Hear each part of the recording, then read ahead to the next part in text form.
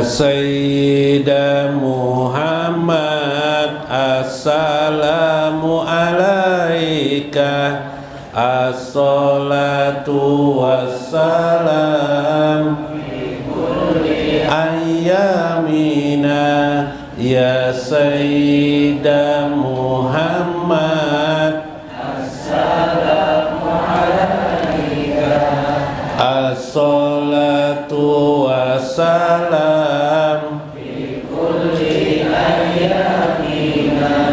Wahai Nabi Muhammad, kami salam padamu, salawat salam kami di setiap hari kami. Sarmada jamalallah fi husnil kainati, ya syahidan nabi ayyidna bi syafa'ah. Sarmada jamalallah fi husnil kainati, ya syahidan ayyidna bi syafa'ah. Selamanya ya keindahan Allah, setiap kan semesta. Wahai Nabi penyaksi kami, kuatkan kami dengan syafaat. Ya Sayyidana Muhammad, assalamu alaika, as-salatu wassalam fi kulli ayyamina. Ya Sayyida Muhammad, assalamu alaika, as-salatu wassalam fi kulli ayyamina. Al-khairu hayatuna abadan ma'an nabi, azhabal quraba abada ma'an nabi. Kebaikan hidup kami selamanya bersama Nabi, menghilangkan segala kesusahan selamanya bersama Nabi. Ya Sayyida Muhammad, assalamu alaika, as-salatu wassalam fi kulli ayyamina. Ya Hubbana, ya Hubbana, ya Hubbana, kun hadiran fi hayatina, namalu haqqan an nuhibbahu daiman abada. Wahai cinta kami, wahai cinta kami, wahai cinta kami, hadirlah dalam hidup kami. Kami berharap untuk dicintai selamanya. Ya Sayyida Muhammad, assalamu alaika, as-salatu wassalam fi kulli ayyamina. Syukran ya Rasulullah fi kulli ridhaika, syukran ya Khalilallah fi kulli khairika. Terima kasih ya Rasulullah di setiap ridhomu. Terima kasih wahai kekasih Allah di setiap kebaikanmu ya Sayyida Muhammad. Assalamu alaika.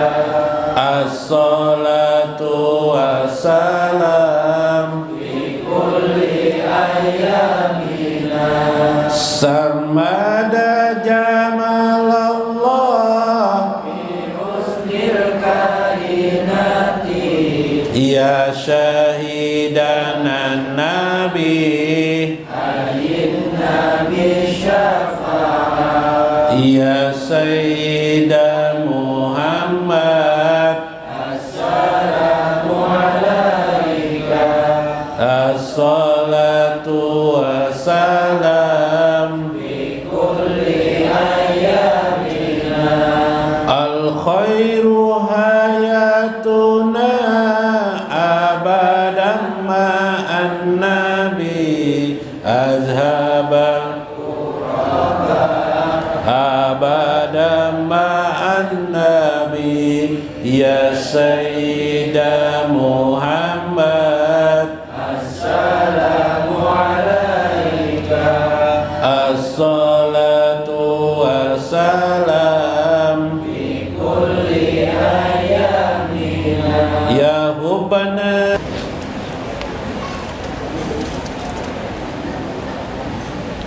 Assalamualaikum warahmatullahi wabarakatuh. Bismillahirrahmanirrahim. Bismillahil malikil qudusis salam. Bismillahil azizil hakim. Wassalatu wassalam ala sayyidina wa nabiyyina Muhammad wa ala alihi wa sahbihi ajma'in. Fa inna insyaallah ab'asu li kitabi Syekh Abdul Qadir Jailani Fathur Rabbani wa Jala'ul Qatir wal Gunya wa nafa'na bihi wa ulumi bidarain amin ya rabbal alamin. Mudah-mudahan hari ini kita tetap dicatat dalam amal soleh kita menuntut ilmu-ilmu agama. Mudah-mudahan ya Allahumma masbit ala ilmina wa amalina ya Allah wa qiraatina hadhihi wa ghairiha sawaban misla jalika ya Allah hadiyatan li syarafin nabil mustafa sayyidina wa nabina Muhammadin sallallahu alaihi wasallam wa Syekh Abdul Qadir Jailani wa walidaina wa masyayikhina wa jami'il muslimin dan muslimat amin ya rabbal alamin. Faqala al-musannifu rahimahullah, berkata Syekh Abdul Qadir Al-Jailani, Allahul Khaliq, Allahur Raja. Allah lah yang maha pencipta. Allah pula yang memberikan rezeki kepada ciptaannya itu. Bahkan semenjak dia ciptakan itu pula, dalam penciptaan itu ada rezeki-rezeki yang dihadiahkan Allah kepada makhluknya. Huwal awwalu wal akhiru. Dialah Allah yang maha awal, yang tiada permulaan. Wal akhir. Dialah yang tiada berkesudahan. Wajahir. Dia pula Allah yang maha tampak, yaitu bagi orang-orang yang beriman kepada Allah Azza wa Jalla, maha tampaklah Allah itu. Wal batin, dia maha tersembunyi bagi orang-orang yang tidak percaya kepada Allah Azza wa Jalla, maka Allah itu tersembunyi di matanya, dalam pandangannya. Wal qadimul awwal, dialah Tuhan yang sedia lagi mengadakan segala sesuatu. Ad-daimul abadi, dialah yang berterus-terus kekal keadaannya. Dialah yang maha agung, keagungannya adalah kekal. Dia menciptakan ciptaannya itu sekehendaknya, dikehendaki dengan keagungannya. Dia memberikan rezeki berterus-terusan kepada makhluknya. Al-fa'al lima yurid, al-fa'alu lima yurid. Dia berbuat segala sesuatu lima yurid, apa saja yang dikehendakinya, bukan yang dikehendaki oleh makhluknya. Allah berfirman di dalam Al-Qur'anul Karim, la yus'alu amma yaf'alu wa hum yas'alun. Tidaklah Tuhan itu bisa ditanya amma yaf'alu, apa, tentang apa dirinya dan mengapa dia mencipta. Wa hum yus'alun, tetapi makhluk itulah yang perlu ditanya tentang tanggung jawab hidupnya, bagaimana dia berada kelak. Subhanallah.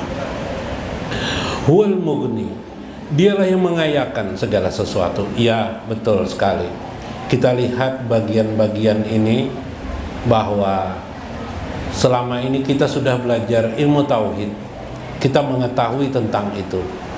Namun bisakah kita melihat keyakinan itu dalam pandangan mata kita, dalam pendengaran kita, dalam ruh jiwa kita, dalam keyakinan kita, dan yang lebih nyata dalam pengetahuan kita?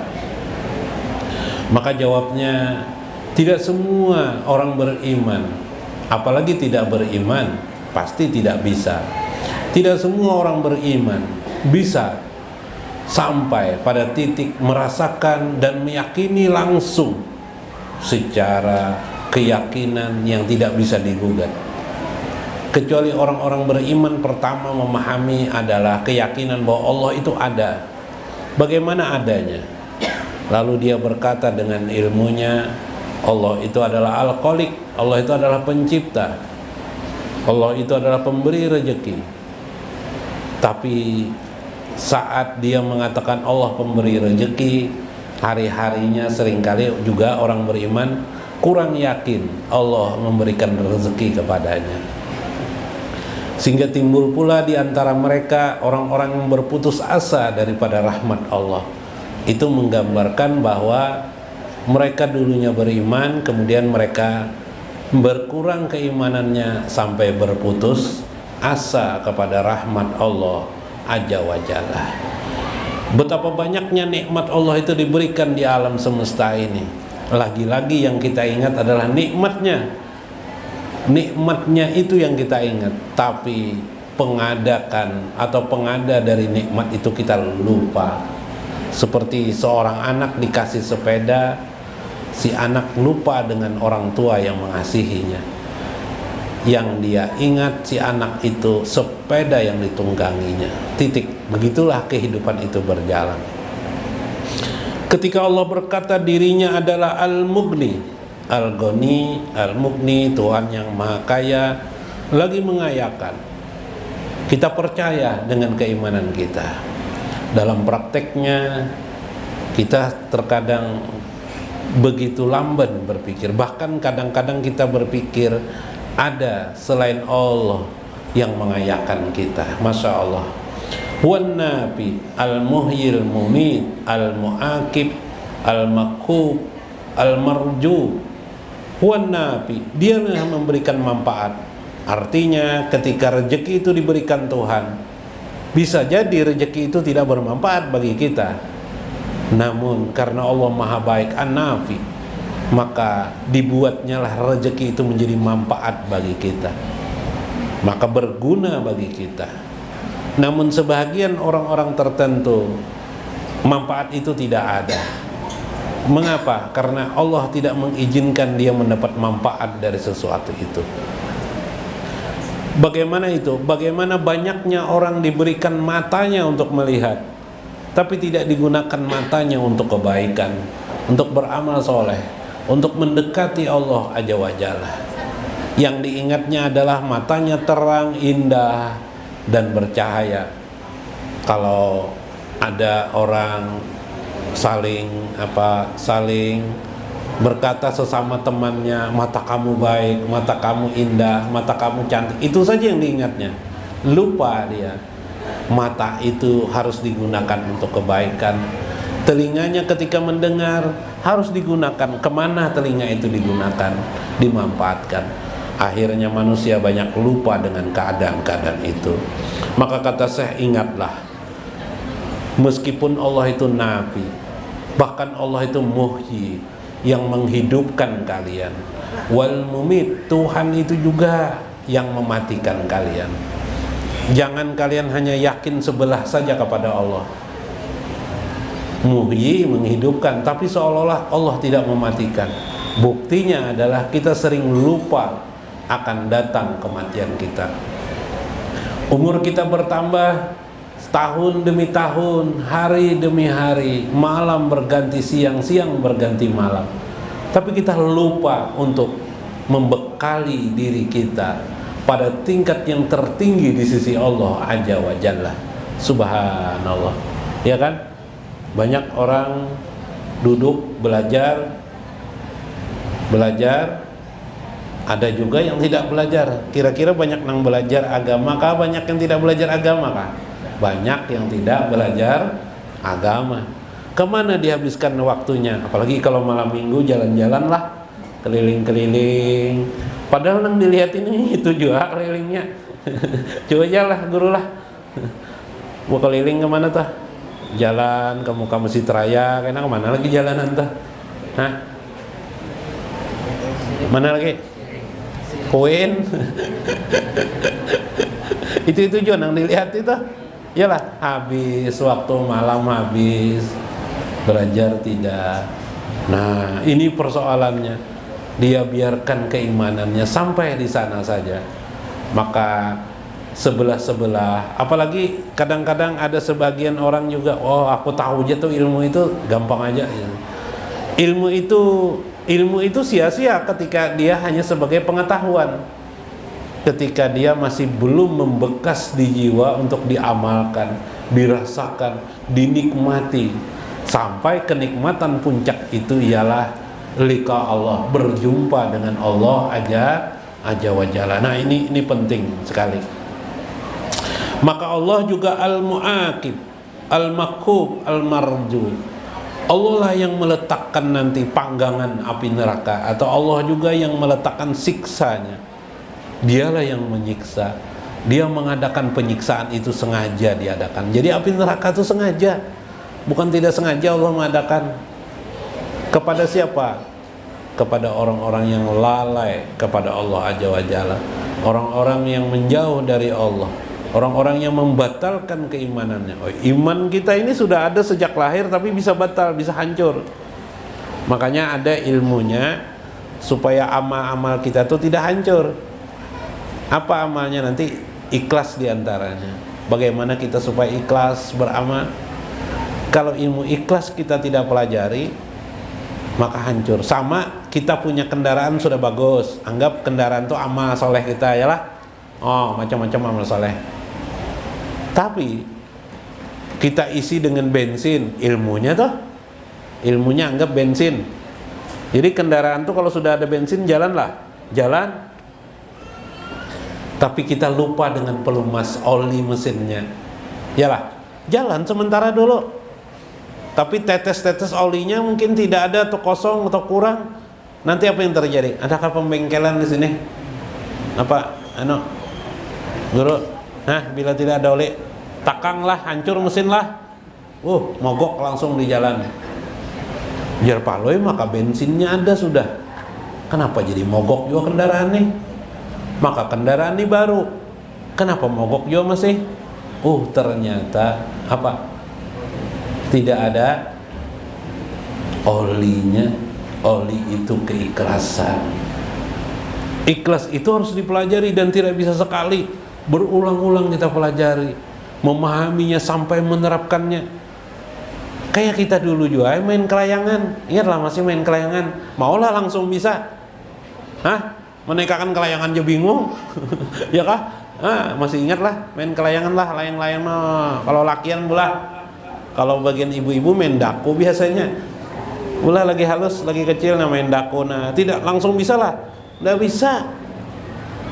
Kelilik-kelilik dulu, berulang-ulang sampai pintar, sampai yang hebat tuh. Menaikkan kelayangan betegangan kah? sampai ti anu kabel listrikin paget dapatnya.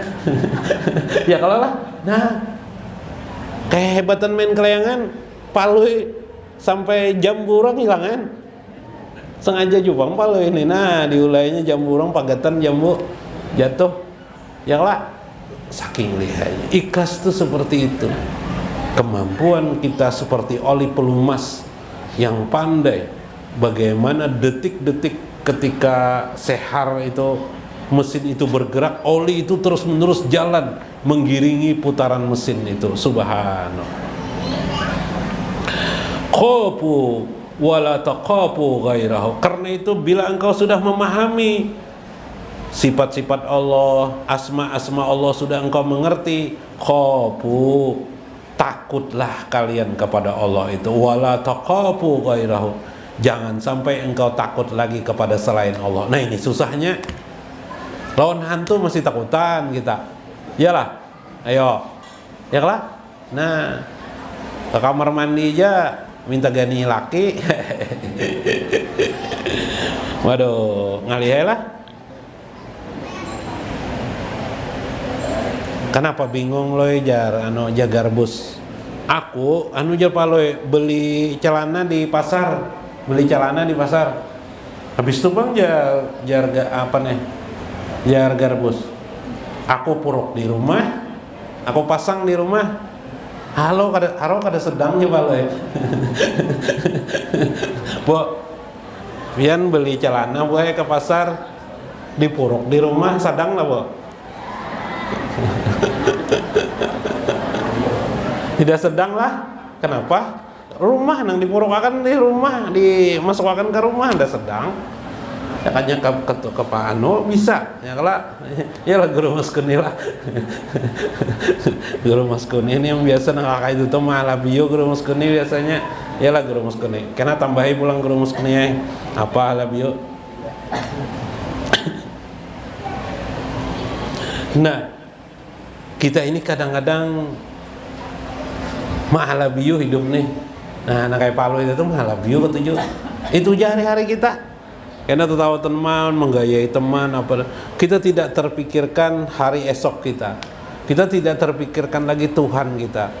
Lalu akhirnya yang kita takutkan apa? Dunia. Dunia kan? Apa dunia itu? Bukan hantu ternyata yang kita takuti. Khosyata imlak.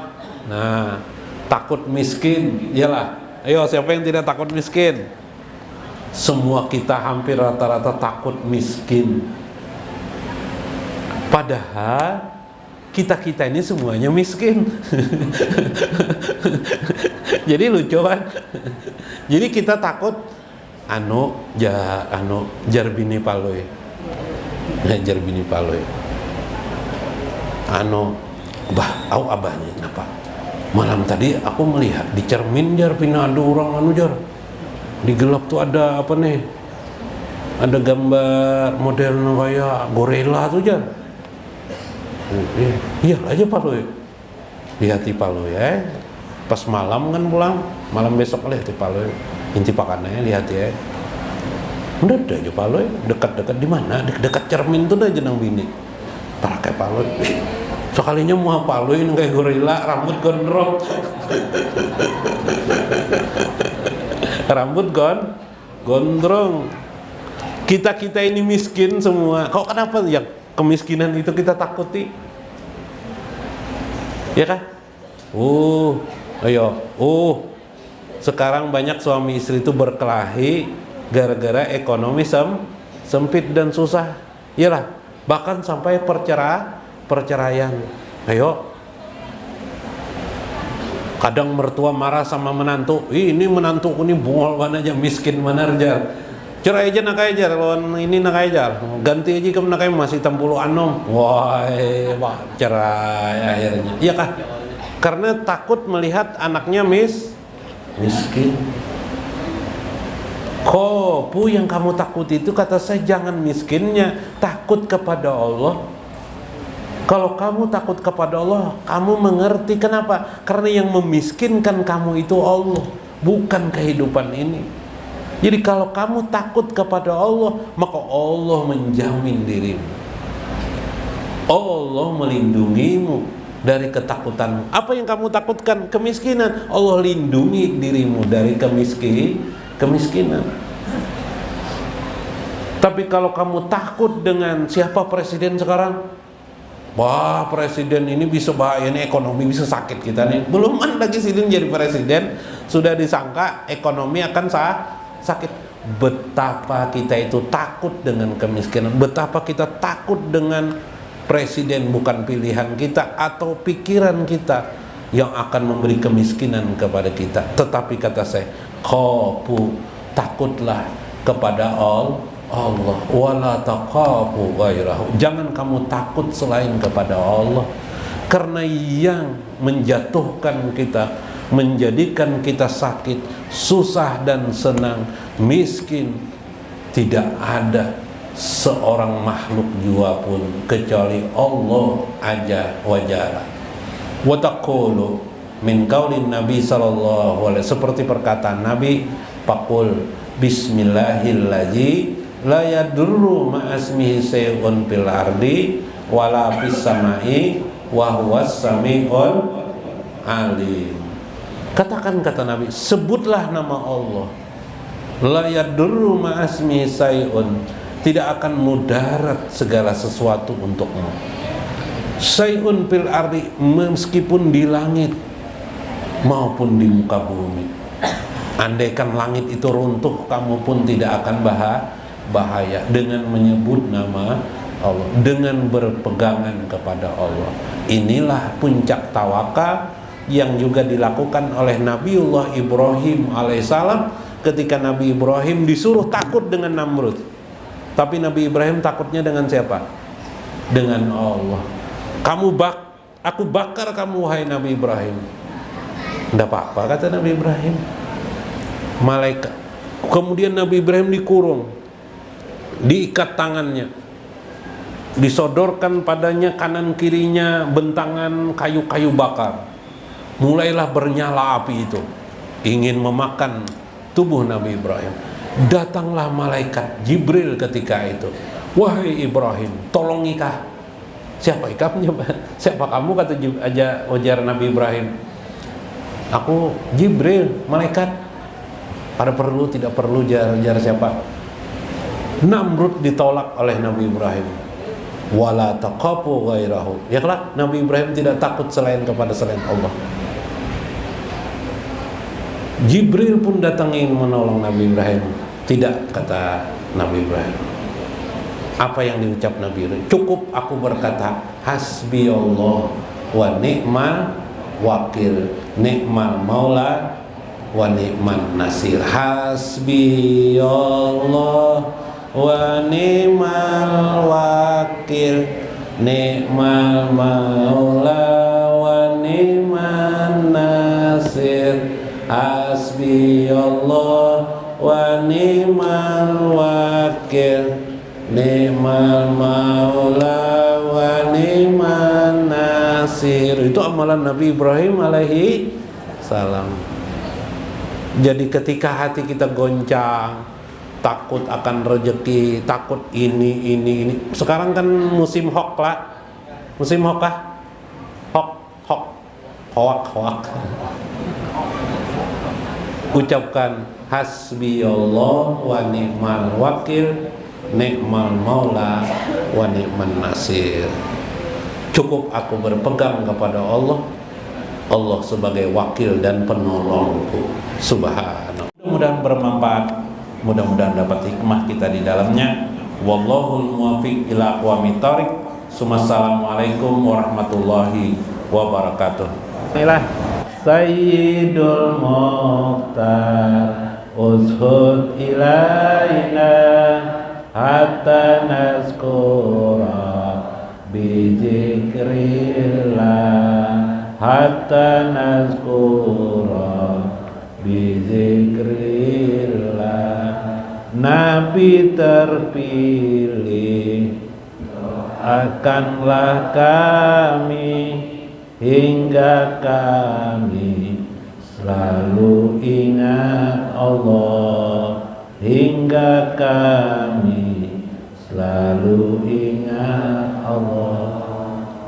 Ya khairal hadi wa rafi'al aqtab uzlana bi ghausin bi wajhillah.